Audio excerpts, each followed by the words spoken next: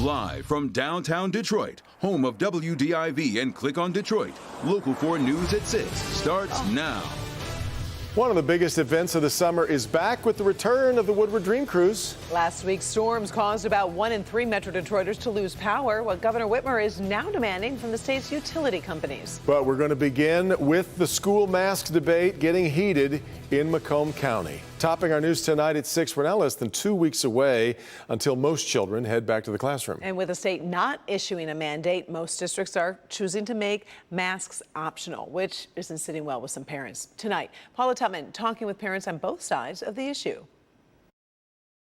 Just based on what we saw today, these voices are getting angrier and they're getting louder and more contentious, and they just seem to pop up and bubble over without any notice at all. Anytime you can have kids wearing those masks to protect the other children, especially the kids who cannot get a vaccine right now. Parents organizing in the Romeo School District in Macomb County say they are putting pressure on the decision makers to mandate masks in schools. Nobody is being a leader and making that decision to help protect our children. And the conversation gets heated when parents who don't want mask mandates show up. So now it's discrimination against my child. It has become a neighbor against neighbor fight. On one side, parents who want their county school administration, which is the Macomb Intermediate School District, and the Macomb County Health Department to mandate masks in schools, instead of allowing individual districts to decide, in which most have taken a mask optional position. Put on a mask until we can get vaccinated.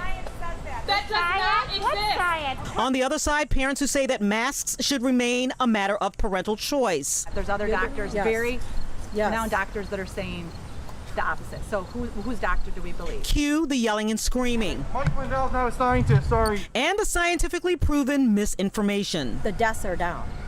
The deaths are down. People are not dying in mass amounts like they were. The group calls itself the Macomb County Parents for Safe in-person school. We have a petition that went to the MISD, the Macomb Intermediate School District, and the Macomb Health Department yesterday with over 700 signatures. We sent a letter to the MISD and the Health Department. I have a copy of it here. We had over 30 doctors, including an infectious disease specialist, a pediatric infectious disease specialist, all signing on as supporters. This group of parents say their numbers are growing to counter what they call the loudest, angriest voices, so that their children can be safe in face-to-face learning. We've lost 2 family members to this virus. I'm fully vaccinated. My children are under 12, so they are not eligible yet. I just really want the health department to mandate masks for all of Macomb County. We need a mask mandate, or these school districts are not going to do it. They don't want the responsibility of taking a stance. Paula Tutman, Local 4. Wow. All right, Paula. We've got some big news on the vaccine front with the New York Times reporting the FDA is set to give full approval to the Pfizer vaccine on Monday. That is a move that could pave the way for vaccine mandates by employers. It'd be really interesting to see how that goes over with those who've been hesitant to receive it when it was just under emergency authorization. Other headlines. The U.S. will keep its border with Canada and Mexico shut for now for another month. Closure will now go until September 21st. It comes as the state reports more than 4,000 new cases in the past 2 days, along with 37 additional deaths. This morning, Lions legend Barry Sanders announced he has tested positive for the coronavirus, even though he says he is vaccinated and he is not experiencing any virus symptoms. Finally, the TSA has extended its mask requirement across all transportation networks, and that will last through January of 2022. Detroit police are responding after a lieutenant is charged with sexually assaulting an officer. Lieutenant Willie Duncan is charged with criminal sexual conduct. Duncan pleaded not guilty. Prosecutors say he showed up at a 39-year-old female officer's home in February and sexually assaulted her. Police say she came forward after the lieutenant was accused of sexual assault at a party in May. It's very difficult to even, comprehend. However, I will say that, the allegations against the lieutenant,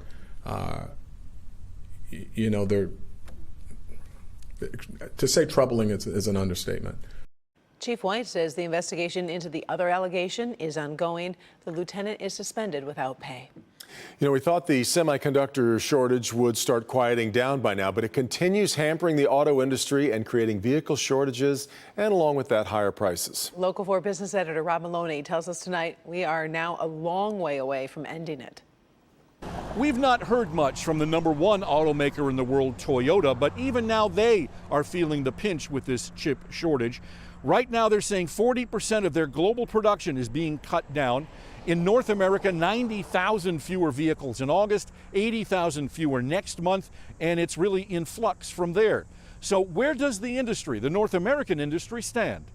Let's take a look. This disc, roughly the size of an old vinyl LP, is how semiconductors are manufactured. It takes 4 months to make just one of these. Then these tiny little rectangles, all of them having hair-thin tiny wires, are then placed into these kinds of chips. Now, the manufacture of these was the problem.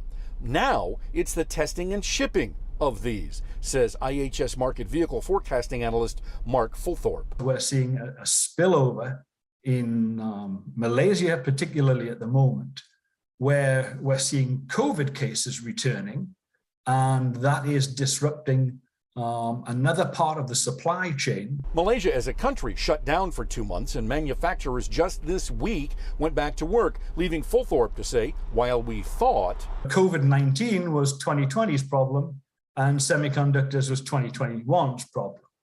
I think the recent evidence proves that the two are they're intrinsically linked. And domestic automakers have adjusted staffing and production. For instance, GM will close the Orion assembly plant next week. The Lansing Grand River SUV plant was supposed to open before Labor Day. Now it won't. The Cadillac production that's been down since May now will not return until mid-September.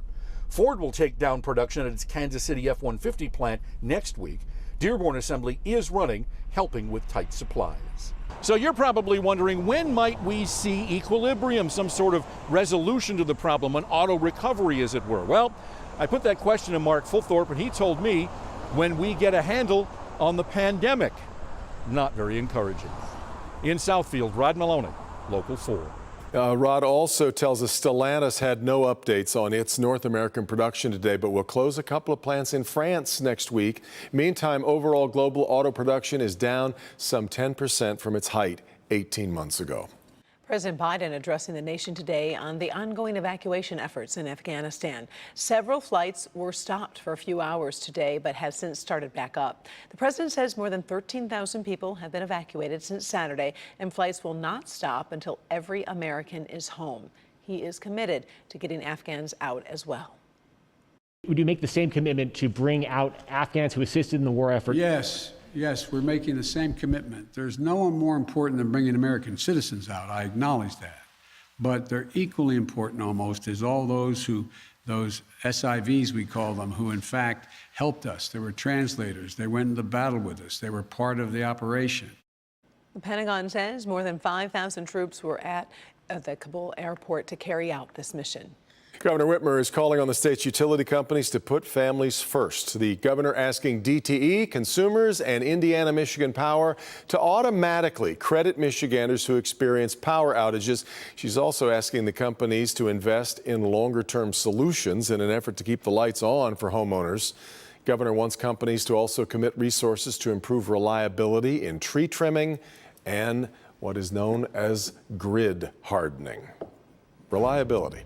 Unfortunately, we're learning a lot about all those terms lately. I know. It's exactly right. The weekend has arrived with temperatures in the upper 80s in your forecast. Paul is tracking some showers, but hopefully no more that might cause further power outages, Paul. Well, we're not looking at anything violent this weekend. That's the expectation right now. That's certainly good news. Temperatures, as you mentioned, in the mid-80s right now. We have some May sun and blue sky over the big house there in Ann Arbor. It's fuzzy sky, but still May sun and blue sky. So Storm Tracker 4 is quiet. We're not getting rain except for one shower. And I'm telling you, when I tell you there might be an isolated pop-up, that's what this is. We had one shower popped up between Belleville and Milan, and it's already fizzled out, so it's gone. So we're dry through the evening hours, and with this muggy air, it's actually kind of balmy for the evening. Nice for an after-dinner walk or bike ride or twilight golf or something. Temperatures quickly falling into probably the mid-70s by 10 o'clock. And then we got the weekend to talk about. It's just going to be a scorcher of a weekend, but we do need to time out those thunderstorms on Sunday. We'll do that in just a few minutes. All right, Paul. After taking a year off, the Woodward Dream Cruise returns this weekend. Yeah, car lovers have already invaded Oakland County. Tim Pamplin, live along Woodward and Ferndale. You can hear the rev of those engines out there, Tim. Yeah, I can barely hear you guys. It's a family-friendly evening tonight as families have come out to enjoy the Woodward Dream Cruise. Like you say, it was off last year. They're making up for it this year by having not one Dream Cruise, but two. Take a look. Some cars just catch your eye. Still runs like a top, doing fine. And this Model T has been in the family forever. My father's first brand new car. Mother bought it for him in 1923. Been in the family ever since. There's his father picking it up from the dealership almost 100 years ago. And then this picture, 1953, there's the young doctor in the driver's seat. Can you imagine with his dad operating the crank? Yeah, my brother-in-law, that my first cousin, Riley Jr. Talking of family? Yeah, came up for the work out of the South. His cousin recently retired after 40 years at Ford. They're looking after me well, swell. No complaints. Well, this one's mine. A little sibling shenanigans with the Ridellas. I always wanted a classic. So, of course, being the great brother that I am, I gave her a good deal on it. So much Motown history here. Our grandpa owned his own garage, his shop. Fankel and Livernois used to have a body shop on Fankel and Livernois. So much family history along Woodward Avenue today. I think this baby's staying with me.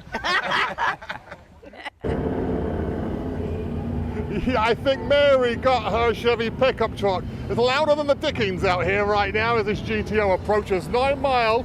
And there you go, nice wave. 9 Mile and Woodward in Ferndale. The band's rocking. It's going to be a great weekend along Woodward Avenue. Back to you guys downtown. All right, Tim, that is so great. The picture of them picking up a car in 1923. You know how excited you get about a car now, but think about that. 1923 car. That was awesome. Yeah. All right, Tim, love them or hate them, speaking of driving, roundabouts have become a part of the Michigan scene. But could they pose a threat to drivers? Coming up, the most dangerous roundabouts here in Metro Detroit. Larry. A local organization is using its platform to showcase young black men in a positive light, and they want you to be a part of it. I'm Larry Spruill, and I'll tell you how coming up.